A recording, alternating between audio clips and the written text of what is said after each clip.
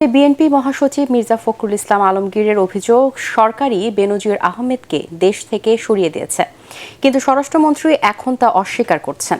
জাতীয় প্রেস ক্লাবে দলের প্রতিষ্ঠাতা জিয়াউর রহমানের মৃত্যুবার্ষিকী উপলক্ষে আলোচনা সভায় তিনি এসব কথা বলেন।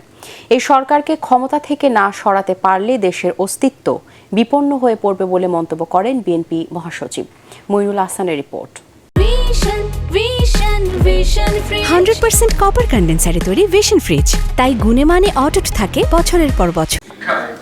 নানা আয়োজনে দলের প্রতিষ্ঠাতা জিয়াউর রহমানের মৃত্যুবার্ষিকী পালন করছে বিএনপি ও এর সহযোগী সংগঠনগুলো।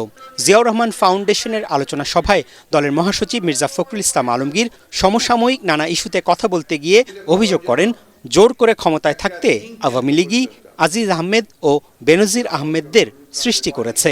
কি ভয়াবহ চিন্তা করেন! এখন আমাদের পত্রিকা খুললে আপনি লুট আর লুট আর লুট ছাড়া কিচ্ছু পাবেন না। অদ্ভুত। তারপর কারা লুট করছে? যারা আমাদের সমাজের সবচেয়ে বড় দায়িত্বে, রাষ্ট্রের দায়িত্বে, তারা সেনাবাহিনীর প্রধান না সাবেক আইজি, তাদেরটা বেরিয়ে আসছে। সংসদ সদস্য চোরাচালানির সঙ্গে জড়িত, টুকরা টুকরা হয়ে যায়। আমাদের আইন শৃঙ্খলা রক্ষা বাহিনী, আমাদের হোমের প্রধান বলছেন তার সম্পর্কে আমি কিছু জানি না।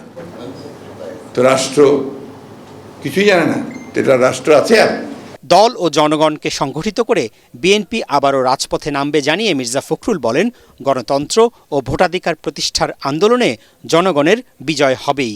ঋণ নিয়ে নিয়ে আমাদের অর্থনীতিকে একেবারে ঋণগ্রস্ত লোকের যে অবস্থা হয়, সে অবস্থা আমাদের করে দিয়েছে। 1,50,000 টাকা মাথা পিছু লোন, এটা কোনো সরকার না, এটা বর্গী ডাকাত, লুটেরা। আমরা সংগঠিত করতে চেষ্টা করছি, আবারও সংগঠিত হবে। আমি জানি বাংলাদেশের মানুষ কখনো মাথা নত করে থাকে না, এবং তারা পরাজিত করবেই এই ভয়াবহ দানবীয় শক্তিকে।